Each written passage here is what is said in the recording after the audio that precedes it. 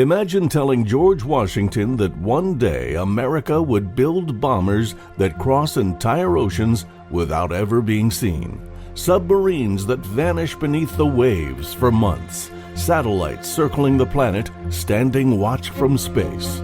He would call it a fairy tale. Yet every word of it came true. 250 years ago, America was a fragile experiment. A handful of colonies, a few thousand farmers carrying muskets, standing up to the most powerful empire on earth. Today, America fields one of the most advanced military forces the world has ever seen. That journey from flintlocks to stealth bombers was never guaranteed. It was earned through innovation, sacrifice, and raw courage. This is the story of 250 years of American firepower and how a ragtag rebellion became the most powerful military force the world has ever known. In 1775, before the United States even officially existed, the Continental Congress created the Continental Army. The weapon of the day was the flintlock musket, and by modern standards, it was almost comically primitive. Slow to reload, wildly inaccurate past 60 yards, and quick to misfire. A soldier managed maybe 3 or 4 shots a minute. That is where one of the most famous orders in American history comes from. At Bunker Hill, with gunpowder dangerously low, the command went out: "Do not fire until you see the whites of their eyes." That was not bravado. That was simple math. Every shot had to count. But here is what most people miss. Washington's greatest weapon was never a musket at all. It was patience. His army lost battles, ran short of food and powder, and froze through the winter at Valley Forge. Through all of it, Washington understood one truth. He did not need to destroy the British Army. He just needed to keep his own alive. Every day the army survived, the revolution survived, and eventually the most powerful empire on earth blinked. The army did not fight alone. Soon came the Continental Navy, and then on November 10th, 1775, in a Philadelphia tavern, the Continental Marines were born. Yes, a tavern. Legend says recruiters set up shop at Tun Tavern and signed up volunteers over mugs of ale. To this day, Marines raise a glass every November 10th. One of the most feared fighting forces in human history got its start over a cold beer. Over the centuries, America kept adding branches, all the way to an independent Air Force in 1947 and the Space Force in 2019. As the young nation pushed westward, its technology pushed forward alongside it. The Kentucky long rifle brought something the old muskets could only dream of: accuracy. A skilled frontiersman could hit a target at 200 yards. And out at sea, a legend was forged. During the War of 1812, British cannonballs struck the thick live oak hull of the USS Constitution and seemed to bounce right off. Sailors swore her sides were made of iron and started calling her Old Ironsides.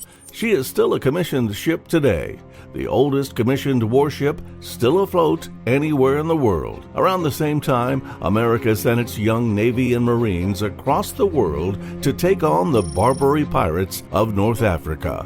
That fight is the reason the Marines' hymn opens with the line about the shores of Tripoli. Then came the Civil War, and warfare changed forever. Rifled barrels gave muskets terrifying new range. Repeating rifles let a single soldier fire shot after shot without stopping to reload. And the first ironclad warships made the world's wooden navies obsolete almost overnight. Here's a fun one. President Lincoln was a genuine gun enthusiast. He personally test-fired the new Spencer repeating rifle behind the White House, then pushed his generals to start using it. Through the nation's darkest hour, Lincoln held the Union together, and by the war's end, a broken country had survived, and somehow emerged stronger. As the 19th century closed, America stepped onto the world stage. the Spanish-American War of 1898 announced a rising power, and soon after, one of the most legendary American firearms ever designed entered service, the M1911 pistol. Designed by the brilliant John Browning, the M1911 served as the standard military sidearm for more than 70 years.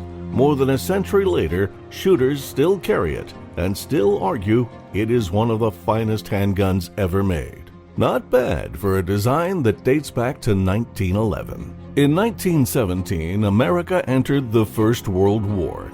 The battlefield had become a machine of horrors: trenches, barbed wire, machine guns, poison gas, artillery, tanks, aircraft. Into that nightmare marched the American doughboys, and one of them became a legend. Corporal Alvin York was a backwoods Tennessee marksman who had once considered himself a pacifist. Nearly alone against a heavily defended German position, he used his rifle and pistol with the same precision he had learned hunting back home, and helped capture 132 enemy soldiers in a single engagement. York came home a Medal of Honor recipient and a national hero.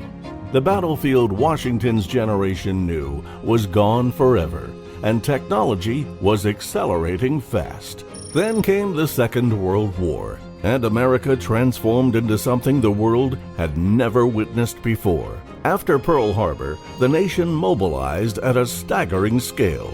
Factories ran around the clock, and ships, tanks, rifles, and aircraft poured off assembly lines by the tens of thousands. President Franklin Roosevelt gave it a name that stuck: the Arsenal of Democracy. Just months after Pearl Harbor, 16 B-25 bombers launched from the deck of an aircraft carrier in a daring raid. They were never designed to take off from a carrier, but they did it anyway. The Doolittle raid did little damage, but it gave America what it desperately needed: proof that the United States could strike back. Then came Midway, the turning point of the Pacific War, where outnumbered American carriers broke the back of the Japanese fleet. On the ground, the standard American rifle was the M1 Garand.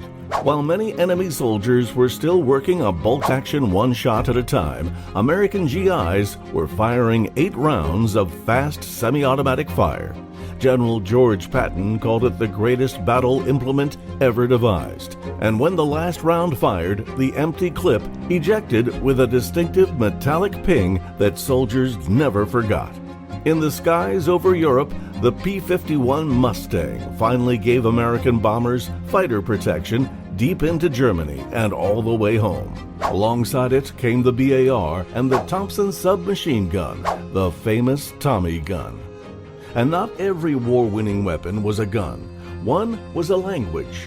In the Pacific, the Marines recruited Navajo men to relay battlefield messages in their native tongue, a code the enemy never once cracked. By the time the war ended, America stood as the most powerful military force on the planet, and it produced legends that outlived it.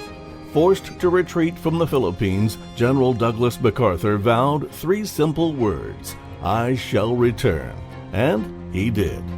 And a baby-faced Texas farm boy named Audie Murphy became the most decorated American soldier of the war, coming home so famous that Hollywood put him in the movies playing himself. Then the atomic bomb changed everything. For the first time in history, a single aircraft could carry more destructive force than entire armies of the past. Jets replaced propellers, and the world settled into a tense, decades-long standoff that we now call the Cold War. For more than 40 years, America and the Soviet Union competed for influence across the globe, and technology advanced at breathtaking speed. The opening chapter was written in the frozen hills of Korea. Surrounded and outnumbered at the Chosin Reservoir, Marines under the legendary Chesty Puller refused to break. The enemy was in front of them, behind them, and on both flanks. So this time, Puller noted they couldn't get away. As the Cold War continued, the M14 gave way to the M16, a lightweight rifle born from designer Eugene Stoner's revolutionary work and the beginning of the same rifle family American troops still use today. Beneath the oceans, the USS Nautilus became the world's first nuclear-powered submarine, and nuclear subs could stay submerged for months, all but invisible. Together with strategic bombers and intercontinental ballistic missiles, they formed the nuclear triad, a deterrent powerful enough to help prevent a Third World War. And then there was the SR-71 Blackbird, quite possibly the coolest aircraft ever built. It flew at more than 2,100 miles per hour, faster than a rifle bullet, and so high that its pilots could see the curve of the Earth. The official plan, if an enemy missile ever locked on? Just accelerate. No missile could catch it, and in its entire career, not one Blackbird was ever lost to enemy fire. Out at sea, a single supercarrier carried more firepower than entire nations, and when the Soviet Union finally collapsed, America held military capabilities no nation on Earth could match. In 1991, Operation Desert Storm showed how far American military technology had advanced. What many expected to be a prolonged conflict ended with a ground campaign measured in hours, not weeks. Precision weapons, overwhelming air power, and night vision had changed modern warfare. The post-Cold War era brought even more innovation. The M4 carbine became the icon of the modern American soldier. Compact, reliable, and endlessly adaptable. And America's Special Operations Forces, the SEALs, the Green Berets, and the Rangers earned worldwide respect. In the air, the F-22 Raptor redefined what air superiority even meant, and the B-2 Spirit stealth bomber could slip across the entire planet and strike while remaining nearly invisible to radar. Only 21 were ever built, each so advanced it cost well over $1 billion. Precision-guided weapons changed the rules entirely, destroying with a single strike what once took hundreds of bombs. After the attacks of September 11, 2001, American forces deployed to Afghanistan and later Iraq. Once again, the military adapted. Drones watched from overhead, and night vision turned the darkness itself into an American advantage. And the hunt for the man behind 9/11 never stopped. Then, in the dead of night, in May of 2011, a team of Navy SEALs slipped across the border into Pakistan toward a walled compound. In minutes, the operation was over. Osama bin Laden, the mastermind of the September 11th attacks, was finally brought to justice. For a nation that had waited a decade, it was hard-earned closure. In 2019, the Space Force became America's newest military branch. Some people laughed. Some questioned whether it was even necessary. But here is the reality. Almost everything the modern military does now depends on space. Satellites guide navigation, carry communications, and warn against incoming missiles. That GPS in your truck and your phone? It started life as a military system. From muskets fired at Lexington and Concord to Guardians safeguarding satellites in orbit, the journey now spans a full quarter of a millennium. And no 4th of July would ever be complete without fireworks lighting up the night sky. Here's something most folks have never heard. The tradition was practically predicted by a founding father. In a letter written in 1776, John Adams said the day should be celebrated with pomp and parade, with bonfires and illuminations from one end of the continent to the other.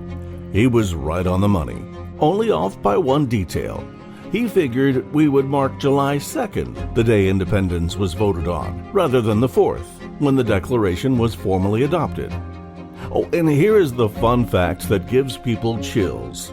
John Adams and Thomas Jefferson, old friends, old rivals, and two of the men most responsible for American independence, both died on the very same day. July 4th, 1826, the 50th anniversary to the day of the nation they helped create. Nearly 250 years later, fireworks still light up the skies all across America. Each burst celebrates freedom. Each explosion honors the generations who defended it. Every rifle, aircraft, ship, submarine, missile, and satellite in this story mattered. But none of them mattered more than the Americans willing to carry them, crew them, build them, and stand watch with them. Technology gives a nation power. Character gives it purpose. 250 years ago, America's story began with muskets and pure determination. Today, that story stretches all the way from the silent depths of the ocean to the very edge of outer space. The weapons changed, the uniforms changed, the battlefield changed, but the American spirit never did. From the farmers who stood against the most powerful empire on earth, to the soldiers, sailors, marines, airmen, guardians, and Coast Guardsmen serving right now. Tonight, the story keeps going. 250 years of courage. 250 years of sacrifice. 250 years of American firepower. Happy 250th birthday, America.